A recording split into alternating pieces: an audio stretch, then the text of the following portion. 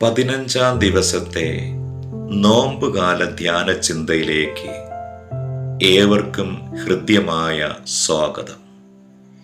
ഇന്നത്തെ ചിന്താ വിഷയം സൗഖ്യം നൽകുന്നവർ. ചിന്തയ്ക്ക് ആധാരമായി തിരഞ്ഞെടുത്ത വേദഭാഗം മർക്കോസിന്റെ സുവിശേഷം 2-ാം അധ്യായം 3-ാമത്തെ തിരുവചനം. അപ്പോൾ 4 ആൾ ഒരു പക്ഷവാതക്കാരനെ ചുമന്ന് അവന്റെ അടുക്കൽ കൊണ്ടുവന്നു. നാം ജീവിക്കുന്ന ഭൂമിക്ക് സൗഖ്യം ആവശ്യമാണ്. അതിനേക്കാളേറെ മനുഷ്യ ജീവിതത്തിന് സൗഖ്യം വരണം. മനുഷ്യന്റെ മനസ്സ്, ശരീരം, ആത്മാവ് എന്നിവയുടെ മൊത്തമായ ആളത്വമാണ് ആരോഗ്യം.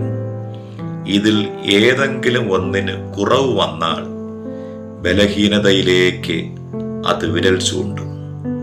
അതുകൊണ്ട് തന്നെ ഏത് സമയത്ത് രോഗം വന്നാലും അതിനോടൊപ്പം സൗഖ്യം പ്രത്യാശിക്കണം.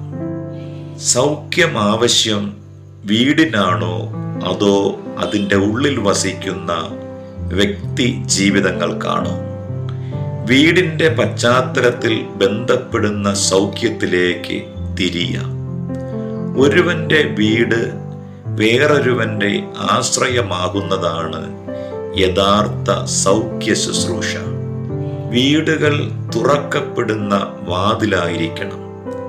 ആർക്കും ഏത് സമയത്തും ഏത് സന്ദർഭങ്ങളിലും ഉള്ളിലേക്ക് പ്രവേശിക്കാവുന്ന വാതിൽ.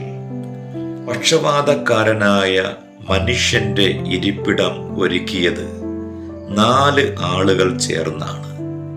ക്രിസ്തു ഇരിക്കുന്ന വീടിന്റെ ഉള്ളിലേക്ക് പ്രവേശിക്കാൻ നടത്തുന്ന ശ്രമങ്ങൾ ക്രിസ്തീയ ജീവിതത്തിന്റെ ആവശ്യമാണ്. മനുഷ്യന്റെ കരങ്ങളിൽ നിന്ന് ക്രിസ്തുവിന്റെ ഹൃദയത്തിൽ ചെന്നെത്തുവാൻ നടത്തുന്ന ശ്രമമാണ് സൗഖ്യത്തിന്റെ ആരംഭം. അതുകൊണ്ട് തന്നെ ആർക്കും വളരെ വേഗം എത്തിപ്പിടിക്കാവുന്ന ദൂരം മാത്രമാണ് ക്രിസ്തു. വീടിന്റെ ഉള്ളിലിരിക്കുന്ന ക്രിസ്തുവിന്റെ അരികിൽ ചെന്നെത്താൻ വലിയ ജനത്തിരക്കായിരുന്നു. എന്നിട്ടും അതൊന്നും കാര്യമാക്കാതെ എത്രയും പെട്ടെന്ന് ക്രിസ്തുവിന്റെ അരികിൽ ചെന്നെത്താൻ ശ്രമം നടക്കുന്നുണ്ട്.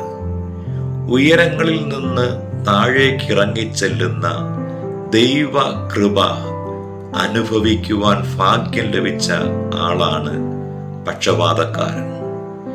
എത്ര തിരക്കിനിടയിലും കർത്താവിനെ ഗൗരവമായിട്ടെടുക്കാൻ സാധിക്കുന്നതാണ് നമ്മുടെ ഭാഗ്യം. ഏത് ആൾക്കൂട്ടത്തിനിടയിലും ക്രിസ്തു ഒരിക്കലും മറഞ്ഞു പോകുന്നില്ല. എന്നാൽ ഏത് തിരക്കിനിടയിലും പലപ്പോഴും നാം മറഞ്ഞു നിൽക്കാൻ ശ്രമിക്കാറുണ്ട്. നമ്മുടെ ജീവിതത്തിലെ മറകൾ മാറ്റി ദൈവ മുൻപാകെ വന്ന് കീഴടങ്ങണം. നമ്മുടെ സഹായത്തിന് ആവശ്യമായ എല്ലാ വാതിലുകളും കൊട്ടി അടയ്ക്കപ്പെടുമ്പോഴും ഒരു വാതിലെങ്കിലും നമ്മുടെ മുമ്പിൽ തുറക്കപ്പെടും. അവിടെയാണ് സൗഖ്യം ലഭിക്കുന്നത്. ആ വാതിലാണ് ക്രിസ്തു. ക്രിസ്തു എന്ന വാതിലിന്റെ മുമ്പിൽ പോയി നമുക്ക് ശിരസ് താഴ്ത്താം, അനുഗ്രഹങ്ങൾ നേടാം.